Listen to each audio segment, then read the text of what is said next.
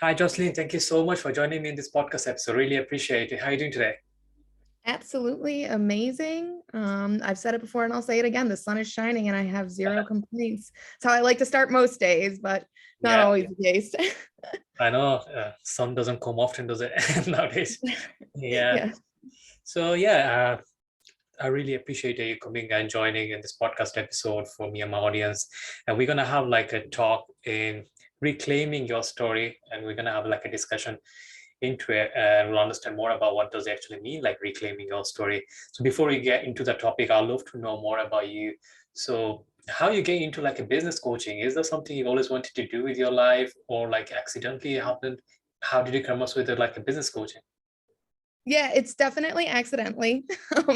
I'm not sure. Maybe now, but I don't think it was popular enough even in the past to dream of doing something like this. But what I've found is I am inspired and driven by authenticity and helping people align their purpose with their work.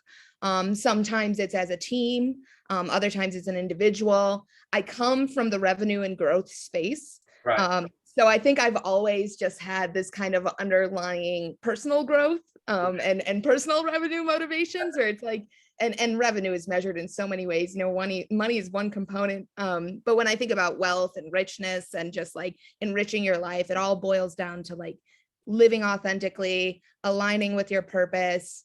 And that's what I derive the most pleasure from is just helping people, be it friends and family, but also business colleagues and confidants. So I think that it's always been there, that connection to oneness and authenticity, and it just manifested itself in this interesting way where I've had a couple opportunities to help teams and individuals grow. Yeah, that's great. So like how long have you been in the space, like coaching and helping others? I mean, when you say helping others, I could say quite some time, but I think the official coaching piece is actually relatively new for me. Right. And that's because, and I think a lot of coaches do this, it's not something where you want to charge and you really derive a lot of pleasure from it. Yeah. So going on to the business side was interesting for me. A couple of organic opportunities came up around actually this topic of reclaiming your story, Right. particularly post firing, post layoff, kind of when you have those transformations that might be unexpected. And to be honest, I'm in a space where I'm open to the universe and what comes next. Yeah. I'm enjoying this business coaching component. I think there's more that can be done when it comes to spreading a culture of authenticity and connection that goes beyond even one-on-one coaching. But we'll dive into all that as we kind of go through Yeah. with Yeah, this definitely. story. Yeah, I'd love to jump onto the topic, to be honest, which will be reclaiming your story. How did you come up with the idea of reclaiming your story, and what does it actually mean?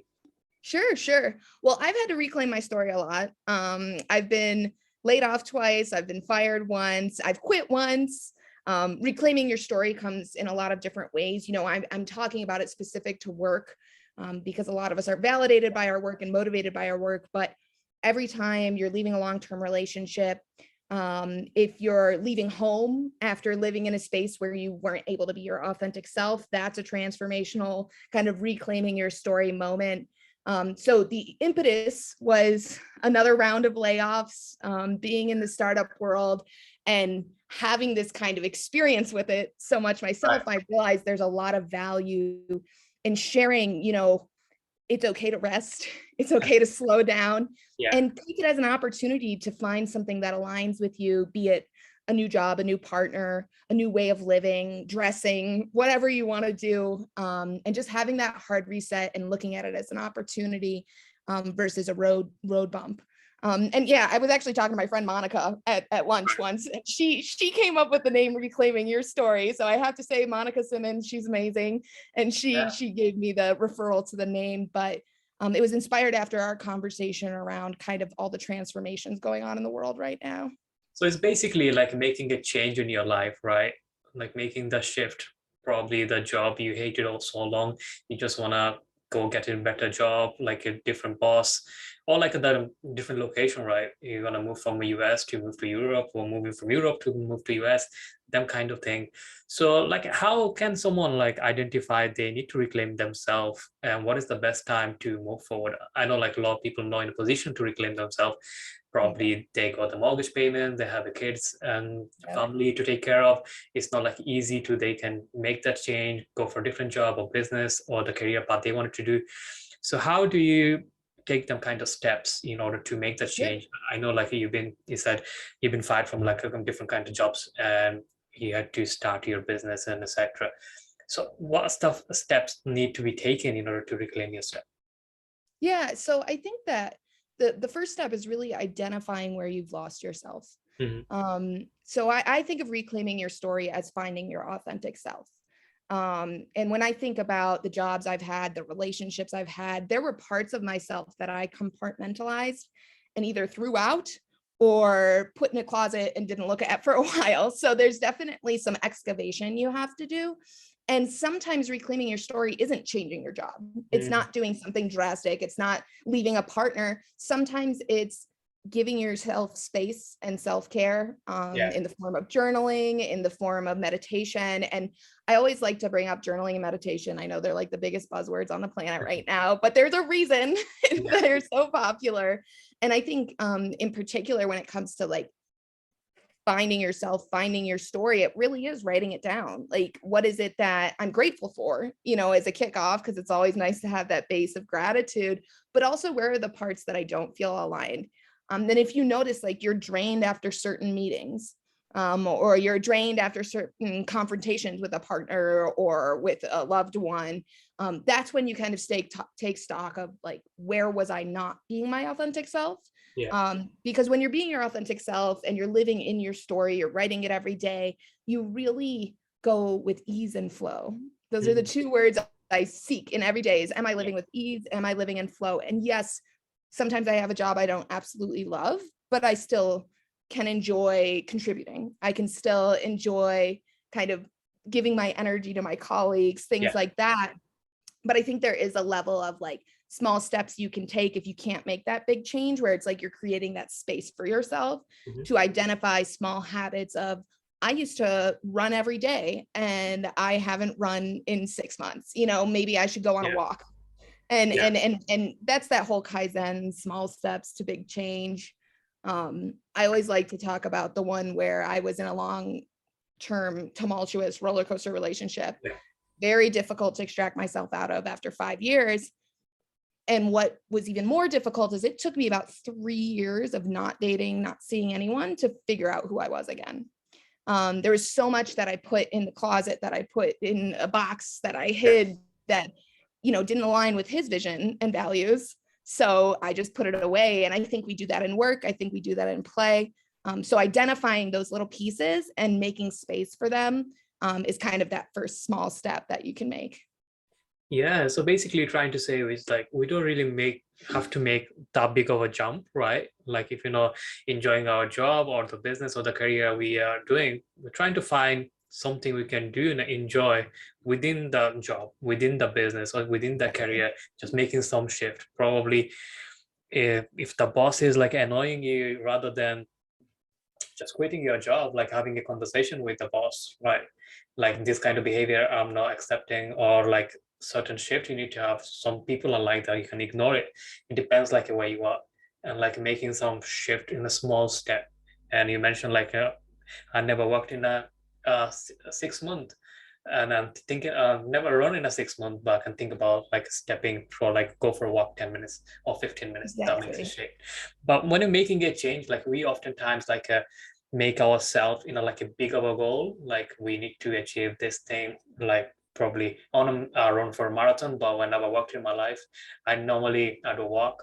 And if you're asking for going for a marathon, that'll be like a big of a jump, right? And you're not gonna see the results straight away. You probably can run for 10 minutes and Yep. can walk for us.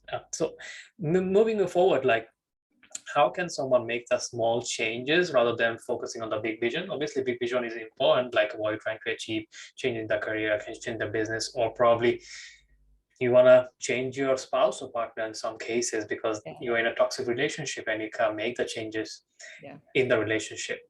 Well, Yeah. how someone can take the small steps and be proud of themselves taking the steps. Yeah, I mean, I think being proud of yourself, it's like there's this, and I think it's Buddhist, I'm terrible with this kind of, but there's this way of being where it's like, did I do better today than I did yesterday? And better can mean I walked my dogs before 9 a.m. It's like better can be, I drank tea instead of coffee, whatever it is that you're trying to change. So acknowledging those little steps, but also when it comes to big goals and outcomes, this totally aligns with one of my biggest beefs when it comes to like personal growth, development, and manifestation is falling in love with an outcome instead of the feelings associated with that outcome. So if you want to run a marathon, you want to be healthy, you want to feel strong. So it's like, that's the goal, is I want to be healthy and strong. My big manifestation that I'm working on for myself is I don't want my body to be a limiting factor in anything I do. I want to be able to say yes to things that stretch my limitations in my physical body. Yeah. So it's kind of letting go of the outcome. Like, yes, I want to run a marathon at some stage. That could be part of the journey, but the real outcome is like being healthy enough to keep up with my partner who runs marathons, being healthy enough to like take my dogs on 3-mile walks every other day, whatever it is, big little steps, where it's like you're kind of focusing more on the feeling you're trying to manifest. Because when it comes to manifestation in the universe and kind of the way the world just has worked, at least for me, it seems like it's worked for other people too, based on the text I've read. But a lot of it is just falling in love with the feeling that you're visualizing for yourself in the future, rather than the outcome that comes as kind of a little gift on the side. It's not even necessarily the primary driver of something happening. Does that kind of fall in line with the questioning? I was excited to talk about it, so I went off the rails. Yeah, sure, go ahead. Yeah, that's fine. Yeah, so this is what we actually do. We hit like a so big goal that change needs to be happened and making that change on ourselves, and we want to see the results instantly, right? Like if we're going for a gym, we never been a gym, and we want to look ourselves in the mirror like I've got six pack, or the body I wanted, like a bikini body or beach body, wherever people wants to be in. And like going for only like a couple of days and you don't see the result and stop going on a third day, right? On a fourth day. And that's what New Year resolution is. Like you want to make 6-figure salary or like 6-figure in a profit in a business. And when you have like a goal, when things not going your way, and you tend to be slide off from the goal and the distraction. So do you create like a realistic goal, or like do you always target for bigger goals and try to achieve them? Sure. I actually think I fall on the end of the spectrum where I don't set big enough goals. I'm very like open to what comes next. And I think it served me very well, because like I had no idea I'd be here. I didn't know I'd work in tech for a period. I didn't know I'd be in startups. It's like all this stuff kind of snowballed. And I think it's good to have kind of the light at the end of the tunnel, big goal, where it's like, oh, sweet, someday I will be financially free. Someday I will be healthy enough to, climb Mount Shasta, whatever it is, whichever mountain it is that you're trying to climb. But I think that focusing on the feeling is what I focus on. When I'm at the gym, like, look, I know I could be doing better. Everyone feels like they could be, but I think I feel healthier than I did the day before. I think about actually one of my good friends, Gary, he is on a weight loss journey, and he shared with me, it's hard to hit these plateaus, but when I get out of the car, my back doesn't hurt anymore. Right. And isn't that the first goal, is like actually being out of pain? So it's like remembering the victories. And this is where journaling comes into play. So brought up meditation, journaling anytime you notice something positive like that. Like, oh, wow, my ankle didn't hurt today when I walked the dogs. Oh, wow, I like fasted until noon instead of 10 today, and it was easy. I'm getting closer to those goals, and building in a little flexibility too. So when it comes to habit stacking and kind of just building a routine that is sustainable and going to get you to that long-term goal, you have to recognize that like humans, we live complex lives, things changes every time. Building in flexibility, it's like 1 or 2 days out of the week, if I don't hit the gym, it's not the end of the world. I don't have to be in there, 6, 7 days a week in order to be successful, and giving myself that flexibility. And this is like statistically proven. Yeah. I read that book by Katie Milkman, How to Change. That was a pretty good one. Recent referral. You guys could check it out. But no, that was a big one for me, kind of recognizing that there actually is like a statistically significant reason to build Mm. in flexibility. And that's the rigidity of goals. It's you make it up, you get to Yeah. decide how easy or how hard it's going to be. And we all So know you're, it's a you're little like a bit more oriented on the process rather than like a goal itself, right? So exactly. you're more into like a day-to-day activity, what needs to be done, and just care in doing, and also being gratitude, like what I've accomplished. Like you mentioned, one of your friend, like he got a relief from his pain for like after a few months or something, and then he focused on a positive side rather than like negative side. Probably he didn't work as hard as on the gym should be, but at least he worked himself in a way. Now he's seen the positive outcome. Now that gives him motivation to do more, right?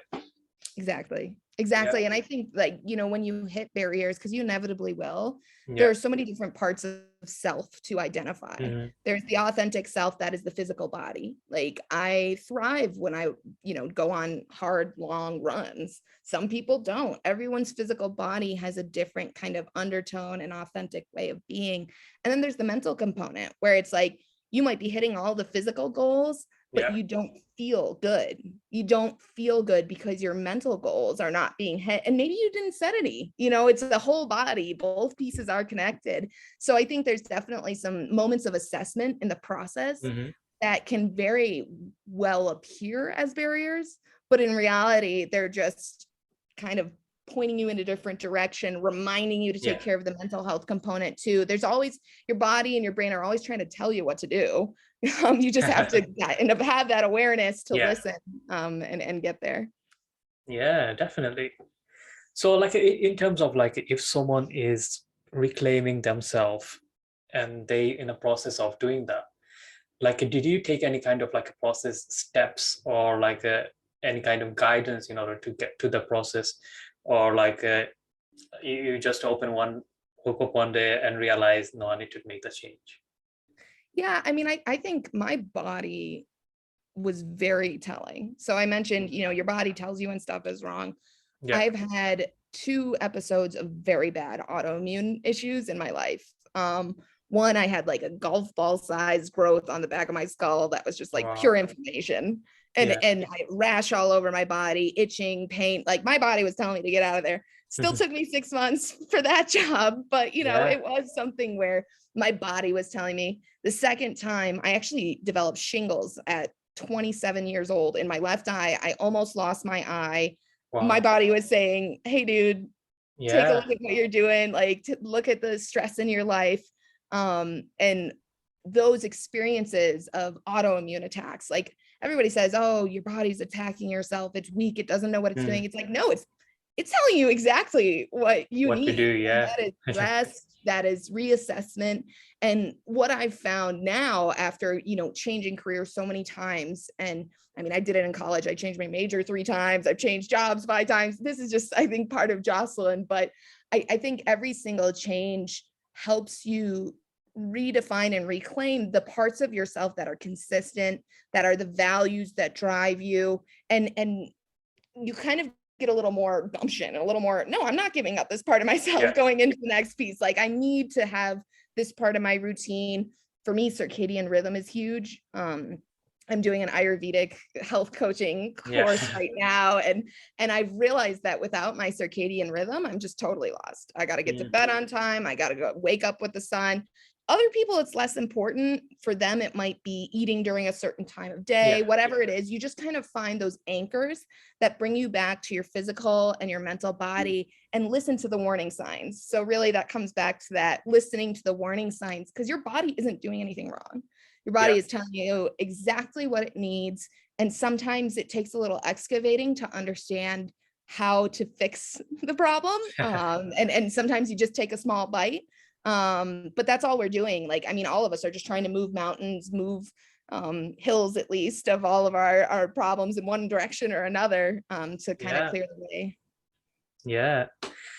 And one thing come to my mind, which is like we made that change, we reclaimed ourselves, and then realized this is the decision we have made. It probably is not the right for us. Probably you're in a toxic relationship and you left the person and you've gone to a new person and you realize the previous one was better, or like you change the job and gone to the new job and realize like a previous job was better than this one. I know there was like you wasn't happy on the previous job, this is the reason you made the change, but when you actually go in there you found out it's worse than what you actually thought. So when you actually doesn't go your way, what do you actually can actually do, and did it actually happen to your side, like when you made the changes in your jobs and all that? Oh yeah, well, it definitely happened. I mean, one of it was my first time being laid off.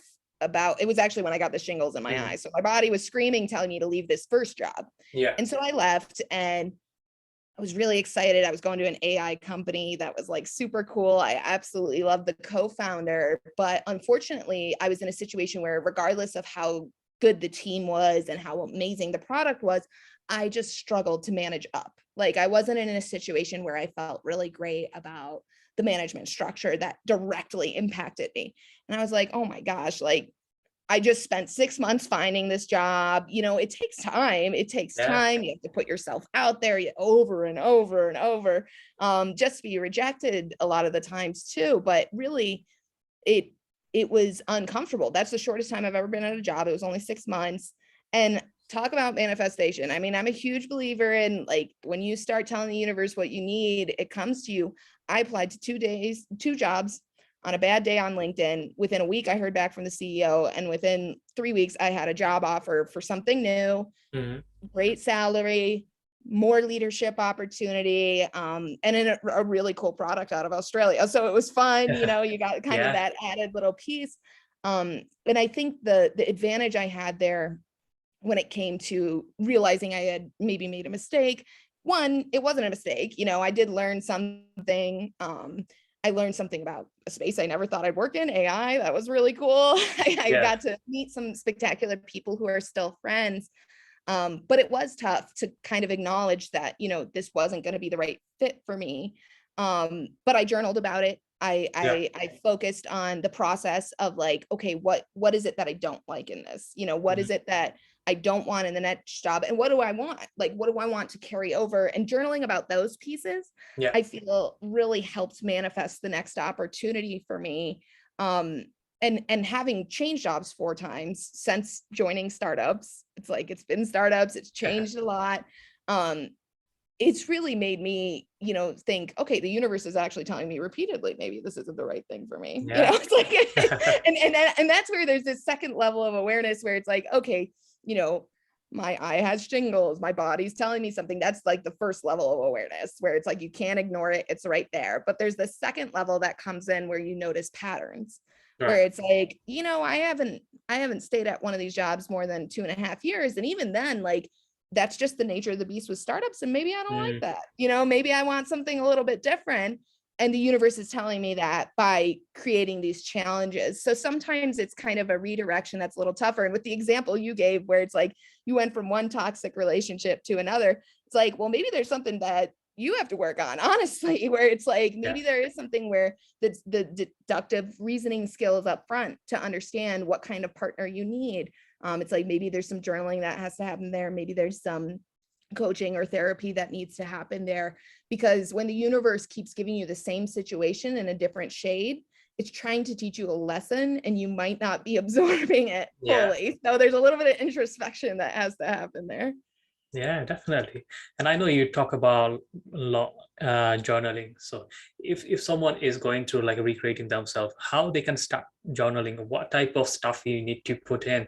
So that gives you like a reminder, like when you look back in, like making that change, and you can reevaluate like the current situation and the past situation and how far you have come to making the decision, right? Oh yeah, yeah. And I mean, journaling, just like meditation, I feel like is very intimidating at first. And I Mhm. am like the most laissez-faire journaler on the planet. Like some days I write one word and it's just like limitless. And it's like, yeah, this is my power word for the day. Other times I write like 6 pages of a manifesto around how we should be achieving peace as a globe. And it's like, I don't know where that's going to go, but Yeah. sometimes you just let that train of thought come. But when it comes to prompts and kind of getting started, especially when it comes to like finding that authentic part of yourself, Mm. there is a bit of journaling around gratitude. Like I find like gratitude is kind of where I like to start no matter what. Usually I'm writing about my dogs, my partner, my family, whatever it is, kind of just those material things you're grateful for, but then focusing on you. Like I'm grateful for my strength, my body, my brain, my ability to come back and be resilient. And then rolling that into the manifestation piece where it's like, I am. So Yeah. I am strong. I am confident. I am excited for the future. I'm excited for this next role. And it's like, you might not even know what comes next, but focusing on those feelings of what you want in your journaling can be really powerful and lead to some breakthroughs too, where it's like, oh, I was missing this. I was missing this component. And I always think of like, my ex hated when I sang in public, and I sing in public a lot. But I hadn't for like 3 years. It took me, well, I hadn't the whole time we were dating, and it took me about two, Yeah. 3 years to get back to it. It took so long to be able to go to the botanical garden and just start singing to the roses. And now I feel better than ever. I'm closer to my authentic self, and my current partner loves it. So it's like, there's something out there that aligns with you as you are. And the journaling process is a lot like excavation, kind of pulling out those little pieces, noticing trends where it's like, if you're consistently asking for a feeling like limitless Yeah. or even authenticity, I am authentic, I am my authentic self, stuff can come up. I mean, and you just keep writing, there's no structure, it's not school, it's kind of just your own journaling, so you do it your own way. Yeah. Thank you. So yeah, Jocelyn, so we're coming to end of this podcast. It was great conversation with you. And so those who listening to our podcast episode, if they want to reach out to you and work with you in your coaching and consulting business, what's the best place to find you? Yeah, so I mean, I usually am on LinkedIn the most because I'm a business nerd. But I also have a website, jocelynnowak.com. It's pretty simple. But the reason I kind of want to point everyone to it is I'm putting together a database of how people define authenticity. So Mhm. authenticity is like my shtick. I love authenticity. I think we should all live in authenticity. But we all define it so differently. And I feel like it's used as like this goal word, like I want to be authentic. It's like, no, you just be authentic. It Yeah. doesn't have to be this crazy thing. But I would love if anyone who's listening and has like a minute or two could just go and click the button to submit how you define authenticity.